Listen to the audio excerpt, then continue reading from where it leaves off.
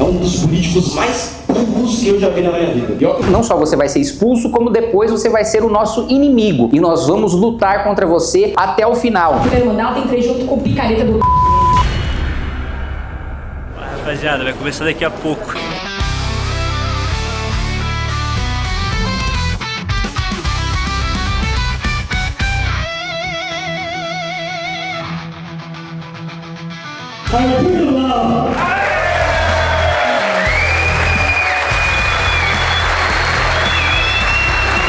Segundo Zacarias, uma salva de palmas.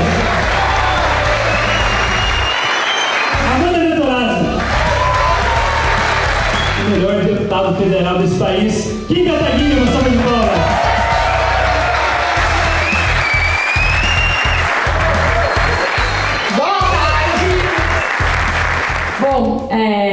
Boa tarde, é uma grande honra estar aqui de novo, com a camiseta do MBL Paraná, que eu ganhei há muitos anos. Tô vereadora no primeiro mandato, entrei junto com o picareta do Bétega aqui, né?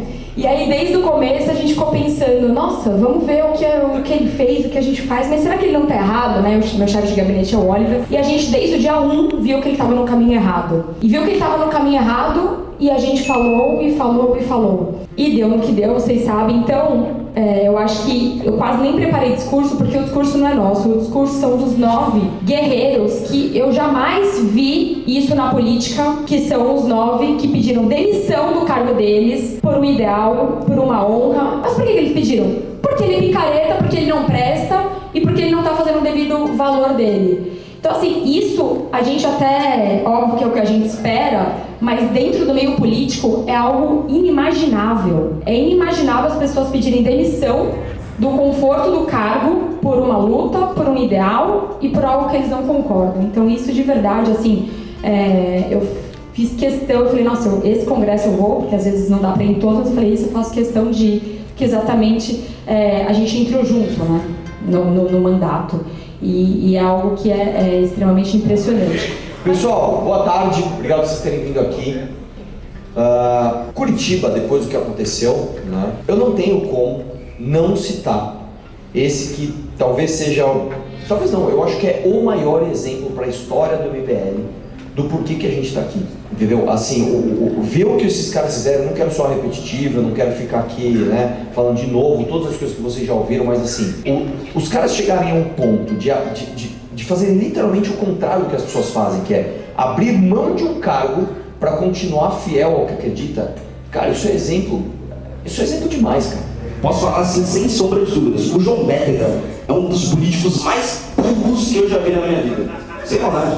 Com certeza um dos mais burros que já passaram pelo movimento brasileiro. Boa tarde a todos, um prazer estar aqui em Curitiba. Aliás, eu acho que eu sou o integrante do MBL que mais faltou a Curitiba. Então, Teve o Bétega também? Ah, então eu sou o segundo que mais faltou, então quero aqui pedir desculpas, dizer que é um prazer estar aqui hoje e, aproveitando que a gente está falando de Bétega, né, colocar um pouquinho da diferença fundamental do que é um trabalho sério, decente, e o que é um trabalho de Bétega, né, que nós podemos colocar ali como um antônimo, né, o extremo oposto de um trabalho decente. Eu acho que o primeiro ponto que o Bétega, por, digamos assim, ter um déficit cognitivo, não conseguiu captar em relação ao nosso trabalho, é de que o show, o espetáculo, o vídeo, a viralização, a palhaçada, ela está a serviço do mandato do trabalho sério e do resultado que você quer deixar e do legado que você quer deixar para depois que você morreu, do como que as pessoas vão se lembrar de você. E não o contrário. Seu mandato não é para ser uma máquina de aspone que tá lá para fazer você viralizar, enquanto, sei lá, tem gente te pedindo e reclamando que tem uma fila numa unidade básica de saúde, e enquanto isso você se nega a atender essa pessoa porque você tem um vídeo muito importante para gravar nesse momento, que é sobre as pessoas que se identificam como cachorros. Cachorro gay, não sou cachorro não. Então a diferença fundamental é essa. Bom, vocês sabem disso, né? Eu sou um adepto de palhaçadas em campanha, né?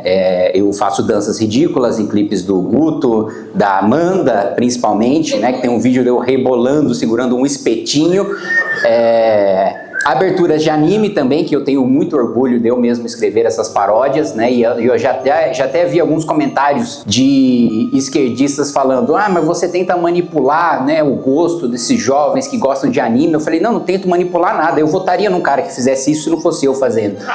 Isso aí é uma representação mesmo do que eu gosto. Mas a diferença fundamental é que tudo isso está a serviço de conseguir o mandato, de chegar ao poder para implementar as minhas ideias, os meus ideais, aquilo que eu acredito, os meus princípios, os meus valores. Porque eu sei que se eu trabalhar minha vida inteira para ter uma rede social grande e viralizar, vamos supor que eu morra com 50 milhões de seguidores. Em uma semana todo mundo já vai ter esquecido de mim, porque vai ser só mais um influenciador que passou e não deixou nenhuma marca para a posteridade. E a minha vaidade pessoal, a minha mescla de motivação política, de altruísmo com vaidade, é deixar um legado positivo para as futuras gerações e de ser lembrado, de ser reconhecido por isso. E é por isso que eu trabalho. E é por isso que, vencidas as eleições, apesar de manter os vídeos, as redes sociais como plataforma de comunicação e de aumento de alcance e de ferramenta de luta política, eu também, né, e quem acompanha bem o meu trabalho sabe, faço trabalho técnico e chato que não viraliza em absolutamente nada, mesmo porque ou as pessoas não estão interessadas ou porque é técnico demais para as pessoas sequer dedicarem um tempo maior das suas vidas para entenderem aquele assunto que, na prática, se ela entender aquele assunto, também não vai mudar grandes coisas na vida dela. Dado o meu esforço hercúleo aí de 2 anos em ficar fazendo vídeos sobre licenciamento ambiental com 5 mil visualizações, né, em mais de 40 vídeos, mas que eu sei que em aprovado, como foi agora no Senado, está voltando para a Câmara, tem um impacto de 200 bilhões de reais. Ou ainda discutir e fazer tramitar o projeto para diminuir o número de legitimados para apresentar ações diretas de inconstitucionalidade no Supremo Tribunal Federal, que também é uma coisa técnica e chata, mas que é uma coisa que, se a gente superar, se a gente vencer, se a gente aprovar, boa parte daquilo que a gente aprova no Congresso Nacional não vai poder ser revisto pelo Supremo Tribunal Federal, porque ele sequer vai ser provocado por isso. Então, a nossa diferença fundamental, né, e eu me lembro até de um meme conhecido, né, que usam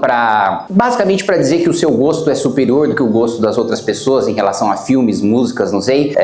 Já tem um pessoal aí dando umas risadinhas de canto que já sabe do que eu tô falando. Aquele meme que tem inclusive aquele ator que fez Breaking Bad, que fez o Los Pollos Hermanos, que Tarcísio Meira? De onde você tirou Tarcísio Meira? Não, que Leonardo DiCaprio, é o Giancarlo Esposito, sabe? Que tem um meme dele ajeitando a gravata assim, fala: eu gosto de X, você gosta de Y. Não, nós não somos a mesma coisa. Então é basicamente isso com o trabalho do Bétega. Não, nós... Cara bom, sujeitinho desprezível, né?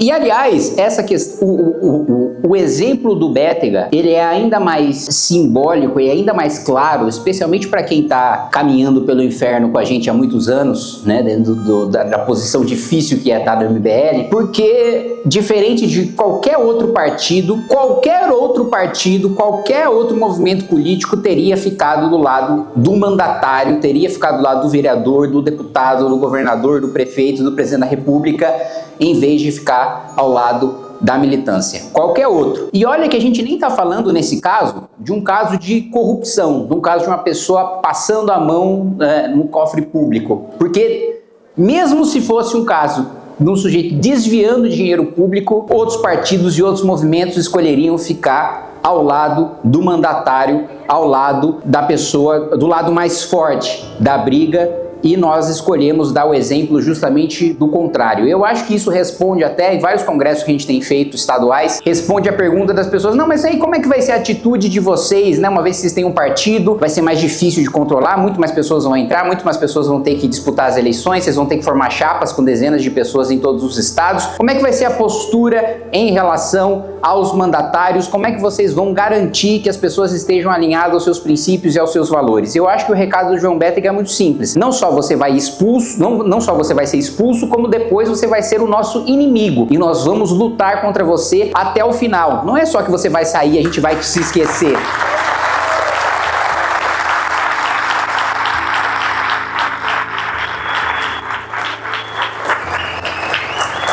Não é só que a gente vai te expulsar e a gente vai te esquecer e não vai lembrar. Não, nós vamos lembrar muito de você. Nós vamos lembrar muito de você porque a gente vai fazer questão de honrar todos os apoiadores do MBL, os militantes do MBL, quem doou dinheiro para te eleger, quem militou para te eleger, quem trabalhou para te eleger, quem te deu audiência para te eleger, todo mundo que se sacrificou nos bastidores, porque para existir uma pessoa como eu, Amanda, o Arthur, o Guto, tem muita gente séria, tem muita gente que dá o sangue pela causa para trabalhar nos bastidores junto com a gente, porque a gente faça um trabalho decente, sério, e a gente precisa honrar essas pessoas, e a gente precisa garantir que a justiça seja feita para essas pessoas. Então, não é só te expulsar, porque te expulsar ainda seria te deixar no lucro, seria a gente pegar todo o trabalho, todo o esforço, toda a crença de todas as pessoas que fizeram com que você chegasse onde você chegou, porque você não chegou sozinho, e deixasse você no lucro enquanto todas as outras pessoas ficaram no prejuízo. Não, o prejuízo para você tem que ser maior, para que seja justa essa troca, e para quem aqui já assistiu Full Metal sabe que tem o princípio da troca equivalente, né, que você precisa ter um pouco de equilíbrio na hora de fazer as coisas. O Junito já tá rindo ali. Quê? Eu falo de Full Metal mesmo, também falo de Dota, inclusive aquele que você tomou um cacete do meu time e perdeu o seu Discord por mim. Foi humilhado. E esse é um outro ponto também, tá? Que eu vejo claramente em todos os partidos o divisionismo, as facções, a sabotagem em relação aos seus colegas. Os maiores inimigos dos políticos não estão nos partidos adversários, estão dentro dos próprios partidos, estão nas disputas de poder dentro do próprio partido. É assim, todos os dias eu escuto, né, um deputado falando mal do outro deputado do mesmo partido e mostrando os seus planos para sabotar e tirar o comando daquele sujeito, da liderança da sua bancada, do seu diretório e dando facada nas costas. No MBL não. No MBL eu falo na cara do Arthur que ele é um sujeito desprezível, que eu quero sabotá-lo e fazer tudo para que ele dê errado. Não tem esse negócio de fazer pelas costas, de facções, de divisionismo. A gente tá no mesmo barco e se a gente estiver no Titanic, tenho certeza de que quem fique na tábua não seja o Arthur, que o Arthur seja o DiCaprio, já que você aproveitou e citou, e que fique lá morrendo de frio. Quer dizer, você tá bobo hoje, né? Você tá rindo de tudo. Perdi meu raciocínio. Mas enfim, pro MBL é diferente de não ter essa... tem a ala, é uma coisa que o Renan costuma fazer um paralelo com o PSDB, né? Não, porque tem uma ala do Serra, tem a ala do Alckmin, tem a ala do Aécio. Não, a gente não tem o gutismo e o amandismo ali disputando no MBL para saber qual é que vai disputar a vaga do quê. Tá todo mundo no mesmo projeto e no mesmo objetivo, e eu acho que uma das coisas que a gente tem em comum, para além da amizade, que, aliás, isso é uma coisa interessante, vou abrir uma pequena nota aqui, pequeno travessão. Eu tô lendo o livro do Roger Scruton lá, Como Ser um Conservador. Ele diz uma coisa muito interessante. As sociedades, as associações humanas sem propósito são mais poderosas do que as associações com propósito. Isso pode parecer contraintuitivo, né? Você para pra pensar, se as pessoas se reúnem, elas têm um propósito, elas não ficam mais unidas e essa associação não é mais forte do que se elas não tiverem um propósito? E aí ele fala, não, porque, por exemplo, se eu tenho uma empresa e ela tem um propósito claro de ter um lucro e eu tenho um sócio, a partir do momento que aquele sócio prejudica o objetivo da empresa de obter lucro, aquele sócio ele é descartável. Então aquela ligação que nós temos é mais fraca em razão daquele propósito que a gente está seguindo. Agora, o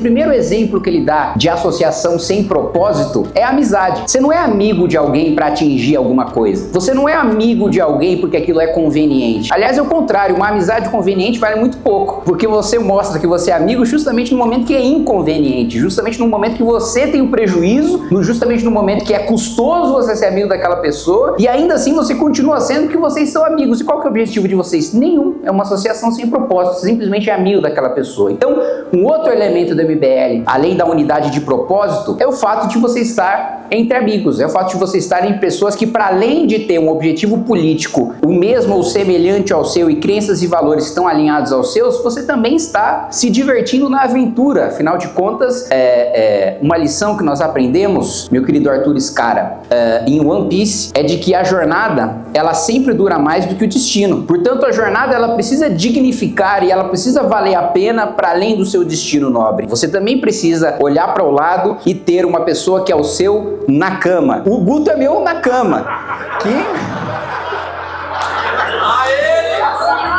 Calma, gente, calma. Nakama em japonês é o seu companheiro. Você tem a mente muito poluída. Então, o Arthur também é meu Nakama. Então, além de tudo, nós temos a unidade de propósito, eu não consigo fazer minha fala, ninguém me leva a sério. Enfim, vou finalizar aqui porque já não estou conseguindo mais. Só para dizer que eu acho que todos nós temos uma coisa, além de tudo isso, semelhante, que é ver a política de uma perspectiva histórica. E eu acho que eu vejo isso, uma semelhança principalmente no Renan, de ter essa vontade, esse ímpeto, esse sentimento de que o seu propósito na Terra é se imortalizar pelo seu legado. É você viver para sempre pelo fato das pessoas se lembrarem de que foi você que deixou aquilo para as próximas gerações, de que foi você que deixou aquela marca, aquele ponto de inflexão na história que mudou tudo para melhor. Eu acho que esse é um objetivo comum que a gente tem, considerando inclusive, como já foi dito aqui várias vezes, né, de pessoas que se dizem conservadores, mas não têm a noção básica da definição de conservadorismo, que é um pacto entre quem já morreu, quem vive hoje e quem ainda vai nascer. Isso que é conservadorismo. É você, diferente de quem é revolucionário, reconhecer que no livre mercado de costumes e tradições, hoje nós herdamos instituições e nós herdamos costumes de antepassados que passaram milênios testando outras coisas, e por mais que tenham defeitos, esses costumes sobreviveram por alguma razão, e antes de querer mudá-los ou destruí-los, a gente precisa entender por que esses costumes nos foram legados, nos foram herdados, e também o compromisso que a gente tem de saber que nós temos um dever moral, não só de honrar aquilo que nos foi legado, mas também de deixar uma coisa melhor para aqueles que ainda estão por vir. Não sei quem acompanhou, mas eu falei sobre o senador Everton Rocha ter sido o primeiro parlamentar citado como investigado no escândalo do INSS, e ele me processou criminalmente no Supremo Tribunal Federal por isso. Ele é vice-líder do governo Lula, e eu disse que, como resposta, em vez de ficar quieto, em vez de recuar, eu ia entrar com mandado de segurança no Supremo, já que o Supremo entendeu na CPI do Covid que CPI é direito de minoria e não depende da vontade do presidente. O presidente Davi Alcolumbre, né, eleito com o voto dos bolsonaristas, não instalou a CPMI. Eu ingressei com mandado de segurança e agora eu trago para vocês aqui em primeira mão que a CPMI vai ser lida nessa terça-feira. Ô, louco!